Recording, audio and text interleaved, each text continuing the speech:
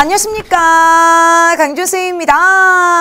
자, 오늘은 헤이소의 18번째 시간입니다. 우선 오늘 만나볼 질문은요, 선생님의 수업 시간에 수학에서 제일로 중요한 것은 왜라는 의문입니다. 왜? 자, 무조건 뭔가가 주어졌을 때 무조건 공식을 외우는 게 아니라요. 자, 왜 얘가 도대체 뭡니까? 라는 질문을 굉장히 좋아하는데요. 이 함수라는 부분에서요.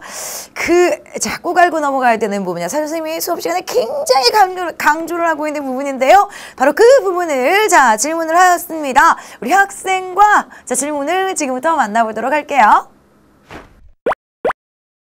현정제자님, 안녕하세요. 자, 선생님이 꼭 한번 불러보고 싶었어요. 자, 정말 예쁜 이름을 가지고 있는데요. 자, 선생님하고 게시판에서 몇 번 만나보면서 이번 이 동영상 답변을 통해서 우리 현정제자님, 석현정제자님의 이름을 불러줄 수 있어서 정말 좋습니다. 자, 우리 현정제자님이 질문을 한 내용입니다. 이제 중학교 3학년 과정의 함수문에서 꽃이라고 불리는 정말 중요한 부분이 나옵니다. 바로 이제 중학교 3학년 때 배우는 2차 함수 하면 바로 이것을 떠올려줘야 되는데요. 최대값과 최소값을 지금부터 이제 대놓고 물어보는 자, 이런 부분들이 되겠습니다. 알게 모르게 수학에서 가장 큰 값, 가장 작은 값을 구하세요 라는 문제들이 많이 나오는데 자, 이제 중학교 3학년의 2차 함수의 가장 중요한 부분이에요. 얘를 배우고 나서 최대값을 구하세요, 최소값을 구하세요 라고 한다면 이 식은 2차 함수의 식이 아닐까 라고 생각을 해줘야 될 만큼 정말 중요한 부분이 되겠습니다. 자, 이때 최대값과 최소값을 구할 때는요. 자, 함수가 뭐야? x에서 선택된 y값, 함수값을 우리가 자, 이제 이 가장 중요하게 생각하잖아요. 그래, 최대값과 최소값을 구할 건데 이 꼭지점의 좌표에서 y값을 우리가 최대값 또는 최소값이라고 얘기를 합니다. 자, 먼저 정확하게 기억을 해줘야 되는 것은요.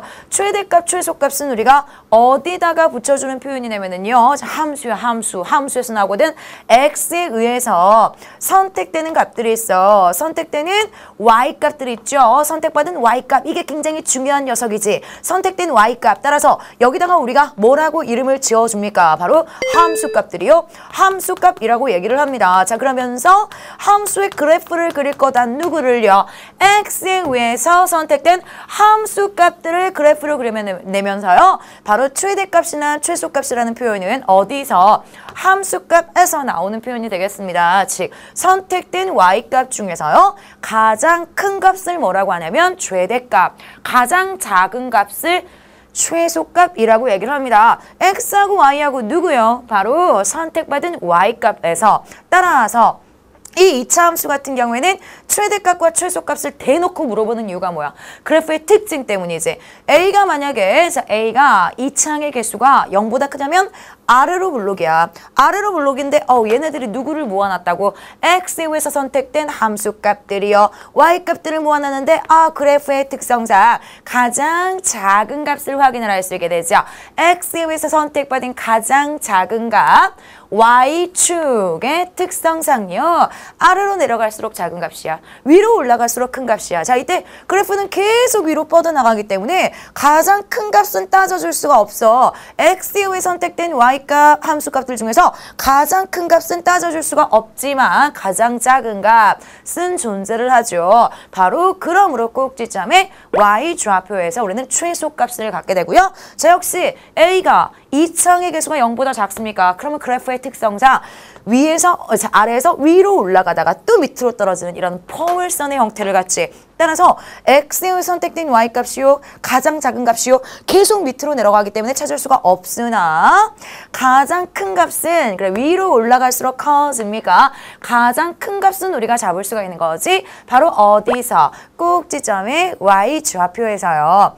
따라서 얘네들의 그래프의 모양을 자, 우리가 그래프의 식을 A의 x-p L제곱 q 라고 우리가 써줬을 때요. 플러스 q라고 써줬을 때 얘네들의 꼭지점의 좌표가 뭐야? 꼭지점의 좌표가 P, Q가 되는 것을 확인을 하잖아요. 따라서 X에 의해서 선택된 Y값, 바로 꼭지점의 Y 좌표에서 최소값 또는 최대값을 갖게 됩니다. 자, 이때 이제 우리가 서술형 문제로 나왔을 때요. 그래서 함수니까 좀 더 정확하게 최대값과 최소값을 표현을 하기 위해선 그래 최대값과 최소값은 y값인데 좀 더 정확하게 어디서 x가 p일 때 선택한 값에서 최대값이 나와 최소값이 나와 바로 x가 p일 때 최대값 또는 최소값을 갖습니다. 이런 표현을 써가지고 자 우리가 답을 내게 됩니다.